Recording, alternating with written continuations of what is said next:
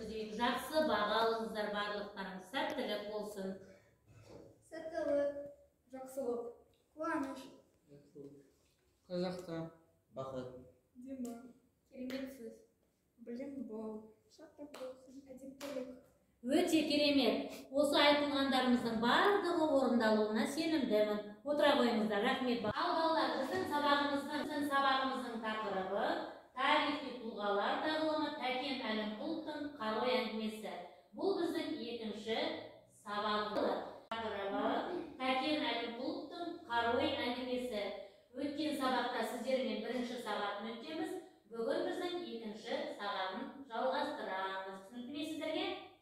Сабағымыздың, яғни балалар, бүгінгі сабағымыздың мақсаты мәтіндегі оқиғалар бойынша мазмұнның даму желісін салыстырып, талдау, мәтіндердің жанрлық және стильдік ерекшелігін сақтап, пікір жазу.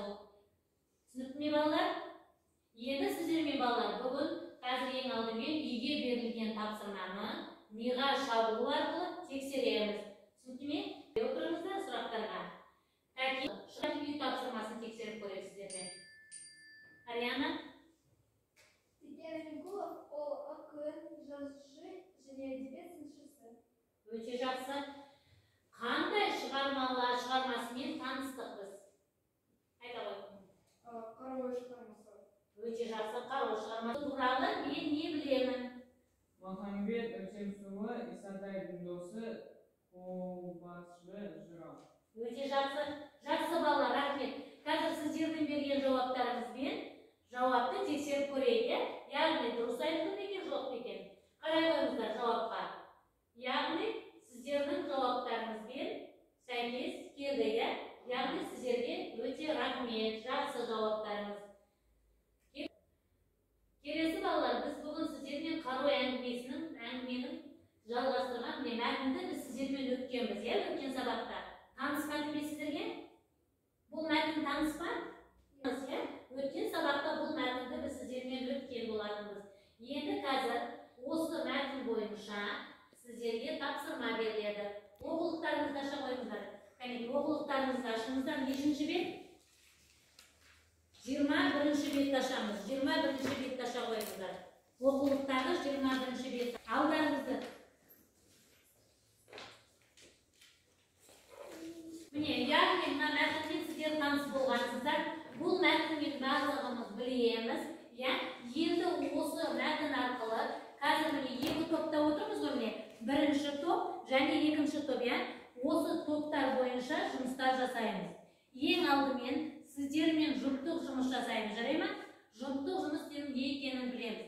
Мен сіздерге қазір тапсырманы көрсетейін. Мәтіннің мазмұнның даму желісін салыстыру картасы, яғни әңгіменің желісі, оқиға сюжеті, қорытынды. Кәнекей орындай қойыңыздар. Парақтарыңызға тездетіп жазып жіберіңіздер. Ал балалар, кәнекей, қазіргі сіздер жауаптарыңызды оқи қойыңыздар. Қалай жаздық, кәнекей, кім оқиды? Ариана? Кәнекей. Табиғат көрмесі Сайдан Айтымтардан Махамбет. Махамбет тұқсырды қалай қарауы ауылдың келуі. Махамбетке жалып орайы Махамбеттің өмірдің қошсызуы. Махамбеттің дұшпандаға бас кемей батырпер қайтыс болуы. Жақсы отыра ғой. Жақсы енді. Ал кәнекей кім? Оқиға сюжеті. Оқиға сюжет оқиған. Табиғат көрінісі Сайдан Айтымтардан Махамбет. Жақсы, өте жақсы. Так, отыра ғой. Махамбет дауысы қыздың Қарой ақылының тілеу. Жақсы, рахмет балалар. Кәнекей, қазір бір-бірімізді 10? Қанша болды дейсіздер? Бірін екінші топқа. 8, өте жақсы 8. 9 болды еді. 10 өте жақсы. 10, Лера? Маңызды мәлімет. Менің көбірек білгім келген 2 мәлімет. Мен білген 3 мәлімет. Мен үйренген 4 мәлімет.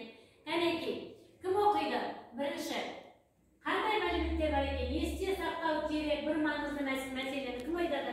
Кім оқып береді маған?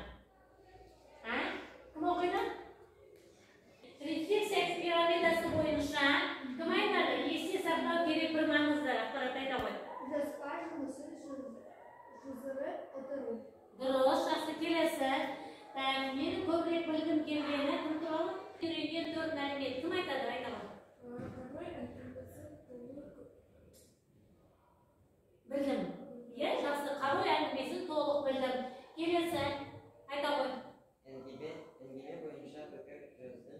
Әңгіме бойынша пікір жазды дейді, керемет. Жақсы балалар, өте жақсы. Яғни қару әңгімесі туралы білдік пе біз? Тәкен Әлімқұлов туралы білдік пе? Барлығымыз білдік қой. Керемет. Және Тәкен Әлімқұловтың қару әңгімесін білдік пе? Мәтіндегі оқиғалар бойынша мазмұнның даму желісін салыстырдым, талдадым. Мәтіндердің жанрлы және стильдік ерекшелігін сақтап, пікір жаздым. Дұрыс па? Енді балалар сіздерге қосымша тапсырма. Оқулықтарыңыздағы 21-ші бет мәтін бойынша диалог құрастырып келесіздер. Жақсы ма? Рахмет барлықтарыңызға. Бүгін сабаққа жақсы қатысқандарыңыз үшін бағалай кететін болсақ, Арианаға жақсы 9 балл беремін. Жақсы ма? Кімге? Дашаға 9 балл.